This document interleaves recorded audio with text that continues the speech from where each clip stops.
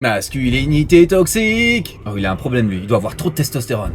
Il a zéro testo lui, ce Tom Soja. La testostérone de nos jours, ça peut très bien être décrié comme utilisé comme insulte. On l'associe à l'homme. Mais qu'est-ce qui définit un homme de nos jours? Surtout que depuis 40 ans, les niveaux de testostérone moyens de la population ne font que baisser. Mais nous, on veut pas de ça ici.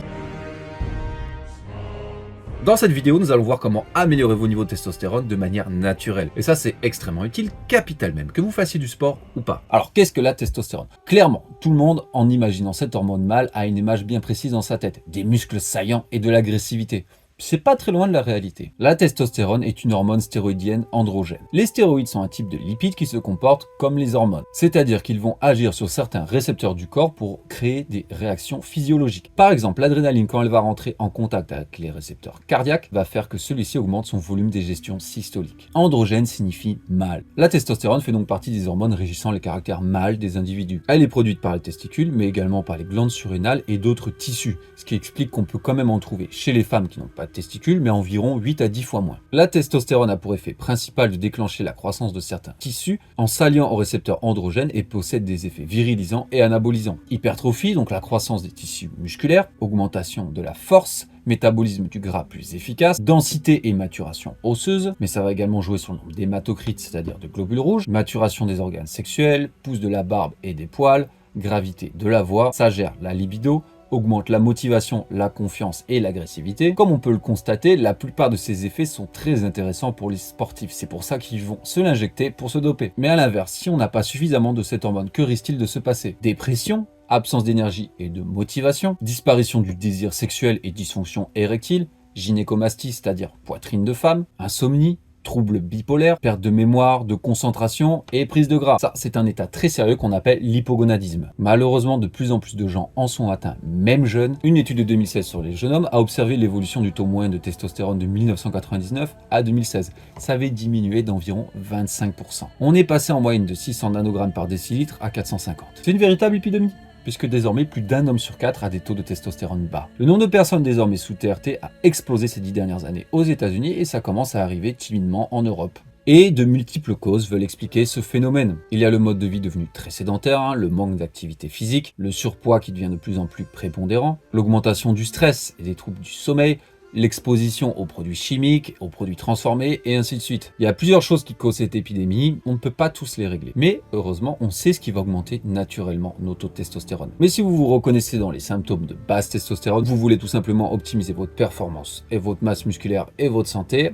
alors c'est parti, voyons voir ce qu'il augmente. Tout d'abord, évidemment, l'exercice physique. C'est connu, le sport apporte une myriade de bienfaits pour la santé en général. Et la science s'accorde depuis très longtemps sur le fait que l'exercice physique, le sport, augmente la testostérone. Certaines études ont relevé que, par exemple, après une séance de sport d'uniquement 30 minutes, les niveaux de testostérone étaient augmentés de 21% pour les hommes et 16% pour les filles. C'est logique, l'être humain, à la base, il est fait pour bouger, il est fait pour chasser sa nourriture. Il a évolué pour exacerber ses qualités physiques d'agressivité nécessaires à sa survie. Et ça se traduit par les hormones androgènes. C'est notre état actuel de la société moderne, complètement sédentaire, qui est contre nature. Cependant, l'exercice physique n'augmenterait la testostérone chez les filles que de manière temporaire. Mais bon, c'est quand même toujours pratique d'avoir un petit boost pour sculpter son corps et perdre du gras et gagner un peu de muscle. Les meilleurs exercices pour augmenter la testostérone selon la science, évidemment la musculation, mais également le HIIT, le cardio de haute intensité et courte durée. A l'inverse, les pires, ça serait les séances de cardio trop longues, sur plusieurs heures, à cause de la surproduction du taux de cortisol.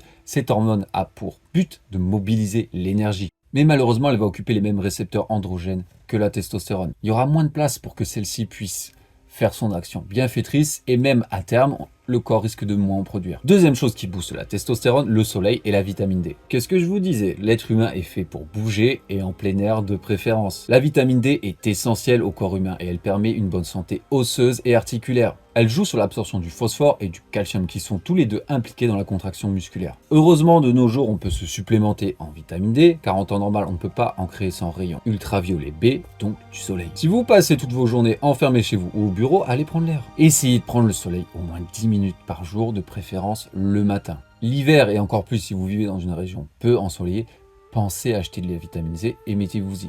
Ensuite, dormir correctement et suffisamment. Avec notre mode de vie qui est devenu stressant, rigide et plein de distractions, de moins en moins de temps est alloué au sommeil. Par exemple, une étude a révélé que 15% des Américains dormaient moins de 5 heures par nuit. Le sommeil est pourtant critique pour la performance sportive et la bonne santé. Certains mécanismes physiques, comme la sécrétion d'hormones de croissance, ne se produisent que lorsque l'on dort. Et ça va jouer également sur la production de testostérone. Une étude a mesuré l'impact du manque de sommeil sur des jeunes hommes en bonne santé et les a laissés dormir toute une semaine pendant 8 à 10 heures, puis la semaine suivante au maximum 5 heures. Là, c'est sans appel. Leur niveau moyen de testostérone avait baissé de 10 à 15%. Mais l'humeur, l'énergie et le bien-être des participants avaient également chuté. Je ne le répéterai jamais assez. Mieux dormir vous aidera plus que n'importe quel produit dopant. Alors essayez de vous coucher plus tôt et de viser au moins 7 heures de sommeil de qualité. Utilisez les filtres d'écran bleu, évitez de travailler ou de vous entraîner tard le soir et de faire la fête jusqu'à 6 heures du matin. Quant aux siestes, n'hésitez pas. Selon une étude récente, elle serait également efficace pour booster la performance. Ensuite, il faut réduire le stress. Le stress est l'ennemi numéro 1 du muscle. Comme on a évoqué, en réponse au stress, le corps va générer du cortisol. Peu importe le stress. Si c'est un conflit au boulot, si c'est un conflit avec votre partenaire, si vous êtes en retard au travail, si c'est parce que vous êtes en déficit calorique, vous entraînez dur, tout ça va faire augmenter le cortisol. Et le cortisol est très utile en temps normal ou bien à la salle de sport. Il est associé à la survie et à la performance physique. Il va accélérer la conversion de noradrénaline en adrénaline.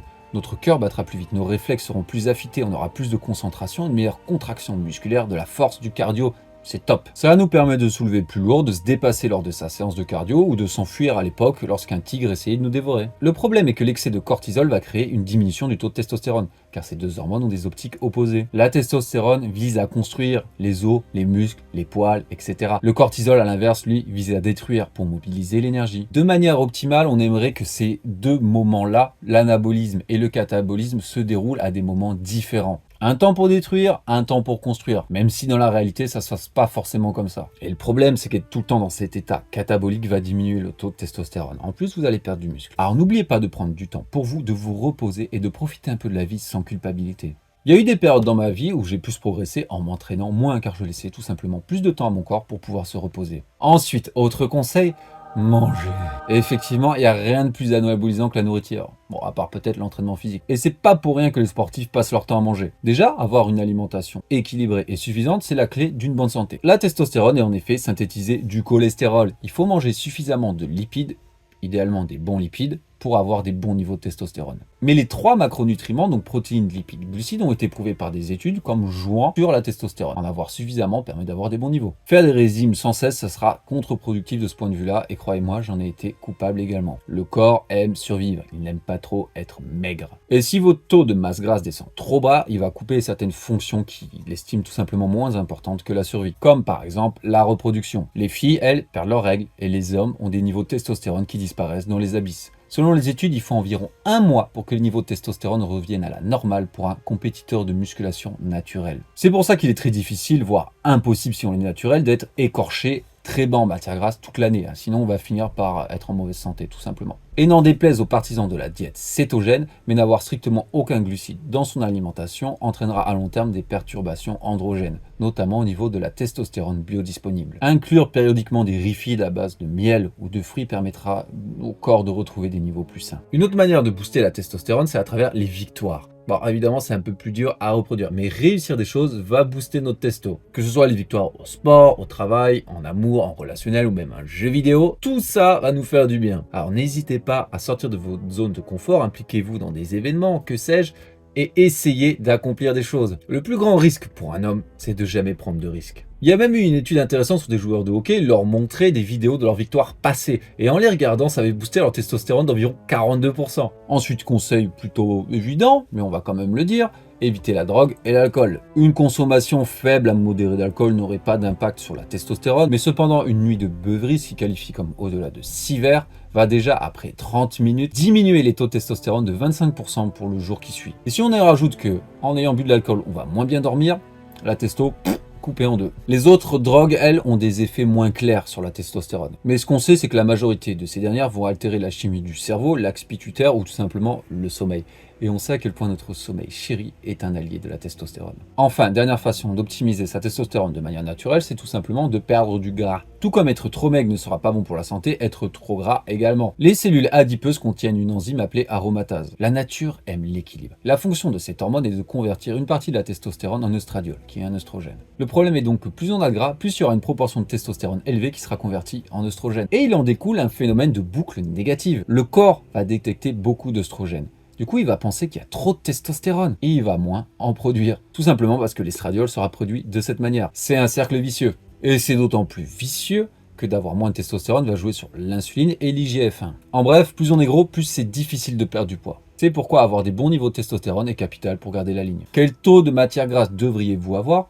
Ça dépend des personnes. Mais pour un homme, entre 10 et 16%, peut-être 20%. Mais en deçà de 10% ou au-dessus de 20%, pour la majorité des personnes, on s'aventure dans une zone qui est quand même moins optimale. Alors, pour récapituler, comment optimiser sa testostérone de manière naturelle? On pratique une activité sportive, on prend le soleil ou de la vitamine D, on a une quantité de sommeil et une qualité suffisante, il faut diminuer le stress, ne pas être trop gros ni trop maigre, et enfin éviter les drogues et l'alcool. Mais il reste une dernière manière d'augmenter sa testostérone, c'est à travers les suppléments naturels. Alors attention par contre, ne vous attendez pas à des miracles. Si vous avez un mode de vie déplorable, vous aurez beau prendre tous les produits du monde, ça ne fera rien du tout. Mais si ça vous intéresse, j'en parlerai dans une autre vidéo. Quels seraient les meilleurs suppléments naturels pour optimiser sa testostérone? Si vous avez d'autres questions, n'hésitez pas à les poser en commentaire. Merci d'avoir suivi la vidéo jusqu'ici.